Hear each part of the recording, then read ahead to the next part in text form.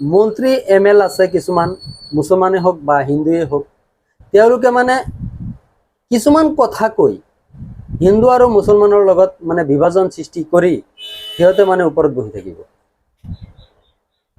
তেতিয়া আমাৰ নিচিনা জেনেৰেল মানুহবিলাকে আহি এই কথা শুনি জেং লাগি থাকে। ইয়াত ক্ষতিটো কাৰ হয়? আমাৰ হয়, সিহঁতৰ ল'ৰা ছোৱালীৰতো নহয়। কাৰণ সিহঁতৰ ল'ৰা ছোৱালী লণ্ডন আমেৰিকা তাত পঢ়ি থাকে ডক্টৰ ইঞ্জিনিয়াৰ লাইনত। আমাৰ নিচিনা জেনেৰেল মানুহে ইয়াত মানে বিভাজন কৰি হিন্দু আৰু মুছলমানৰ মাজত সংঘৰ্ষ লাগি মানে আমাৰ সমাজখন ধ্বংস হৈ যায়। যেনেকৈ আমাৰ অসমখনত বৰ্তমান চলি আছে, মণিপুৰত চলিছে আৰু হাৰিয়ানাত চলিছে।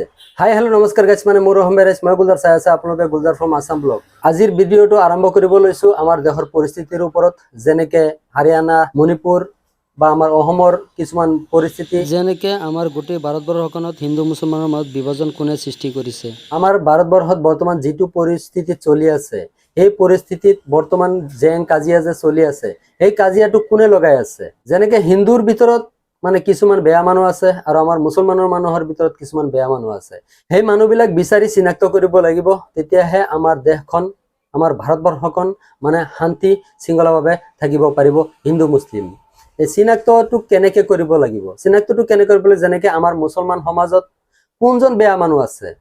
যেনেকৈ হাৰিয়ানা যেতিয়া ঘটনাটো হৈছিল, চপৰা মাৰিছিল, হিন্দুৱে মাৰিছিল বা মুছলমানে মাৰিছিল, সেই চপৰাটো যেতিয়া আমাৰ গাঁৱত বা নিজৰ সমাজত এজন হিন্দু ব্যক্তিৰ ওপৰত যদি এজনে চপৰা মাৰে, সেইটো বস্তু আমি তাক চাব লাগিব, সি কিয় চপৰা মাৰিব, তাক শাসন কৰিব লাগে। তেতিয়াহে আমাৰ সমাজখন উন্নতি হ'ব।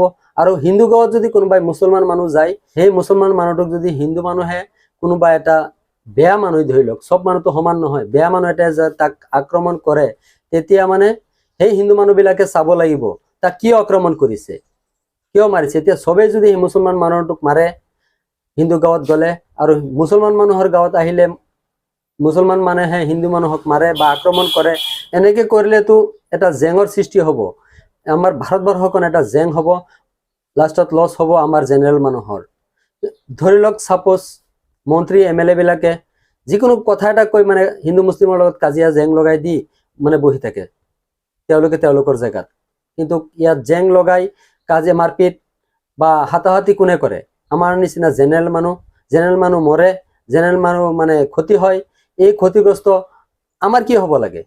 MLA মন্ত্ৰী MLA বিলাক কিছুমান কথা কৈ মানে নিজৰ জেগাত বহি থাকে, আৰু আমাৰ জেনেৰেল মানুহবিলাক মানে জেং লাগি হতাহতি কৰি হিন্দু মিয়া লাগি মানে নিজৰ ভিতৰত ক্ষতিগ্ৰস্ত কৰে। চাওক, আমাৰ মুছলমান কিছুমান নেতাবিলাকে এনেকুৱা মন্তব্য ৰাখে, যিটো মন্তব্য শুনিলে মানে হিন্দু মানুহে বেয়া পায়। আৰু হিন্দু নেতাবিলাকে কিছুমান মন্তব্য ৰাখে, আমাৰ মুছলমান মানুহে বেয়া পায়। সেই মন্তব্যবিলাক শুনি আমাৰ হিন্দু মুছলমানৰ লগত যি বিভাজন সৃষ্টি হয়, সেই বিভাজনৰ মাজত মৰে কোন? আমাৰ নিচিনা জেনেৰেল মানুহ। কোনো নেতা, হিন্দু মুছলমান নেতাৰ ল'ৰা ছোৱালী আহি ইয়াত মৰে নেকি বা ইয়াত জেং কৰে নেকি? ইয়াতো কোনো হিন্দু মুছলমান নেতাৰ মানুহ আহি পেলাই জেং নকৰে। যেতিয়া এই হিন্দু নেতা আৰু মুছলমান নেতাবিলাকৰ মানে হিন্দু মুছলমানৰ কথা কৈ সাম্প্ৰদায়িক বিভাজন সৃষ্টি কৰে, তেতিয়া সেই সাম্প্ৰদায়িক বিভাজনত, সংঘৰ্ষত কোন মৰে? এই বিভাজনত ক্ষতিগ্ৰস্ত কাৰ হয়? আমাৰ হয়, আমাৰ নিচিনা জেনেৰেল মানুহৰ হয়। কোনো হিন্দু মুছলমান নেতাৰতো নহয়, কোনো হিন্দু মুছলমানৰ ল'ৰাৰতো নহয়, কোনো হিন্দু মুছলমানৰ ছোৱালীৰতো নহয়। চ' গাইজ চাওক, কিছুমান দুষ্কৃতিকাৰী আছে, হিন্দু হওক মুছলমান হওক চব সমাজতে আছে।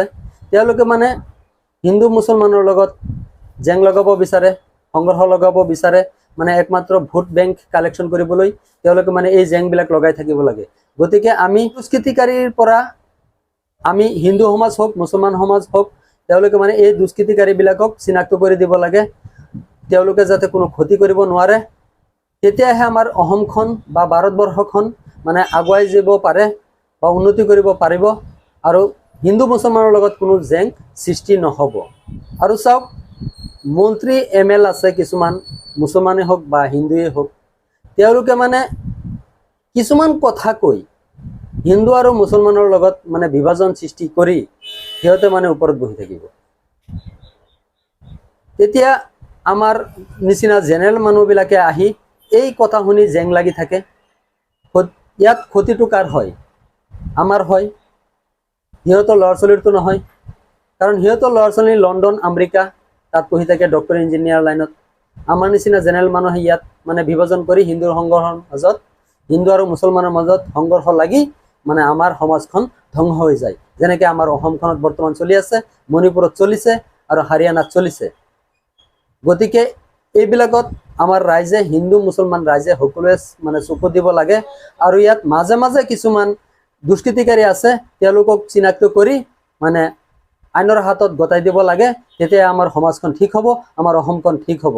আৰু মোৰ ভিডিঅ'টো আজিলৈ ইমানতে সমাপ্ত কৰিলোঁ। আৰু মোৰ কথাত যদি কোনোবা কিবা ভুল হয় আপোনালোকে মানে ক্ষমা কৰি দিব। আৰু এই ভিডিঅ'টো চাই আপোনালোকৰ নিজৰ নিজৰ মতামতটো কমেণ্টত জনাই দিব। আজিলৈ ইমানতে সমাপ্ত মাৰিলোঁ। জয় আই অসম।